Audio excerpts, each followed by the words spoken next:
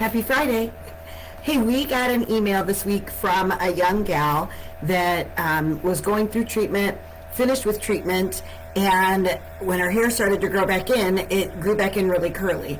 And that's not any surprise to us. I've seen that over and over and over again. Actually, if you know anything about perms, like blue, yellow is I think it's yellow is the smallest, then there's a blue rod, then there's a pink rod, and then gray, white, I believe it's purple, and maybe orange. But it goes from smallest to largest. And so yellow and blue and pink are really, really, really tiny curls, like something maybe you would see an elderly lady get. That can sometimes be the curl that the hair grows back into. Now, I've done all kinds of research to find out exactly why it is that once you have chemotherapy and your hair all falls out, why your hair grows back in as curly as it does, and I haven't been able to find any answers to that.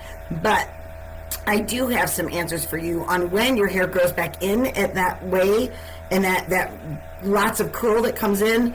I have some suggestions on how to handle that hair. So this young gal that actually sent us a message had said that her hair had grown back in. She didn't know what to do with it. So she was excited to have hair, but she had no idea how to handle it. And so she still spent all of her days in a baseball cap.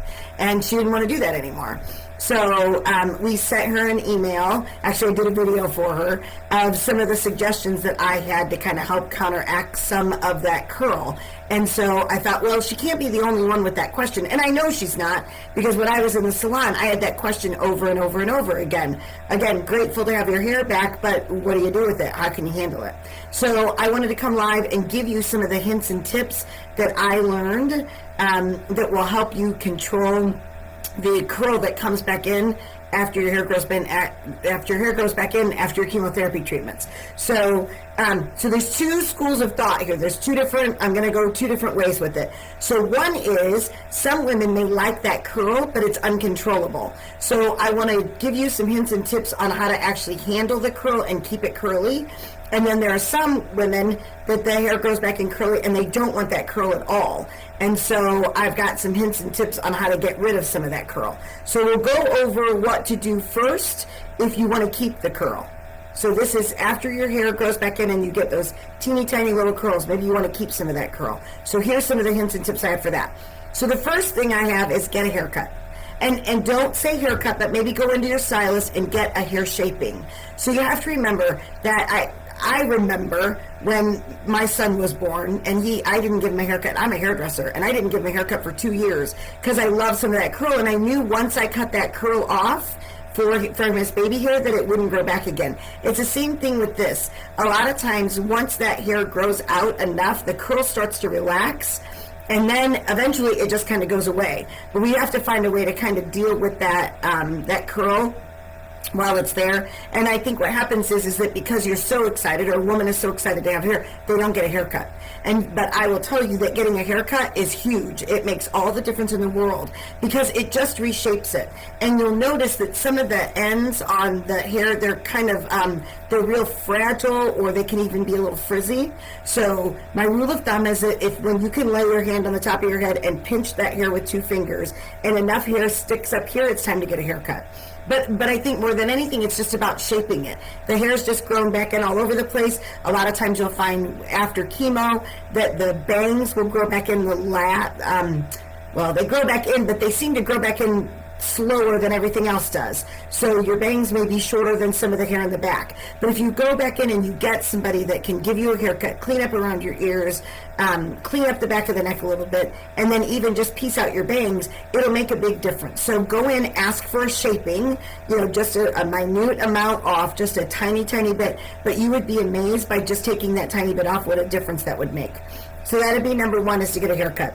Number two is to find, if you want to keep your curl, to find a curl enhancing shampoo and conditioner. So a lot of times those shampoos and conditioners, they enhance the curl and they get rid of the frizz. And they'll help to kind of even out the curl. Because I think what happens with natural curl is that it's not necessarily evening. If I would give a perm, I was using the same rod size, or a different rod size, but I was controlling where that was, but each of those curls were very even to that rod size. When you are actually growing it back in after chemotherapy, you don't have any control over that, so that curl can kind of be all over the place. So if you use a curl enhancing shampoo and conditioner, that's exactly what it'll do, is it'll enhance your curl, and the conditioner will help to smooth that down so it won't be so frizzy. The second thing is, and this is what the young gal that got the email said was really helpful, is that after you get done, you get out of the shower, you kind of towel dry your hair a little bit, but not much. You want to keep a roll of paper towels in the bathroom. And take that roll of paper towels, and you want to take off a couple of paper towels, and then what you want to do is squeeze the curl in with the paper towels. Now there's a difference, and I didn't think it was, but there's a difference in using a terry cloth towel and a paper towel. There's something about the cotton in the towel that can actually make the hair more frizzy. So if you are to use a paper towel and squeeze that curl in, it gets rid of the frizziness, but it also leaves the curl more intact, so it's not all wild. It looks like it's got some curl to it. The third thing is use a diffuser when you're blow drying. So you can get something, they've got them really inexpensive. So some blow dryers actually come with a diffuser. There are some blow dryers that they don't, but you can buy an extension of one. They even have one that's got elastic around the top, and it almost looks like a filter for your furnace, and it fits over any blow dryer. But what that does, it allows the heat to escape, but it doesn't have the air to blow it around. Again, any air like that will help just kind of expand that curl, and it can make it really frizzy. So if you put a diffuser on that blow dryer, you're getting the air, but you're not getting all that, or you're getting the heat, but not that air to blow it around. And then if with the diffuser on there, then if you're just scrunching it as you're going through, it's going to keep more of that curl intact and give it more of that curl look and not the frizz. The third thing is that when your hair is wet, you're going to want to use a gel. So a gel will give you more control than a mousse. And so the gel will actually slick down that hair strand, so your cuticle can kind of look like a corn stalk, let's say. Think of that. And so when those stalks, so to speak, stick out, that's what can give that hair more of the illusion of it being frizzy. So if you use a gel, what it's going to do is it's going to smooth down that hair strand, and the gel's going to give you more hold and more control. So use a gel when it's wet, right after you get done using the paper towels to blot. Then put the gel in, use the diffuser to dry it, and you'll be surprised at what your curl looks like, how much better it looks. So if you want to get rid of the curl, here's my suggestions for that. So your hair's growing back in after chemotherapy, you've got some curl in there, you don't know what to do with it. If you want to get rid of the curl, one of the things that I would do is the same. Number one is get a haircut, because the shape that she puts in with the haircut can make all the difference in the world. So you want to definitely get a haircut. That, again, will help to just shape it and give you some more control over it. Now, instead of using a curl enhancing shampoo, you want to use a moisturizing shampoo and conditioner if you want to get rid of the curl. And that will help to lay that cuticle down, but it'll also moisturize it. So again, it won't be so frizzy, and it'll be more manageable for you.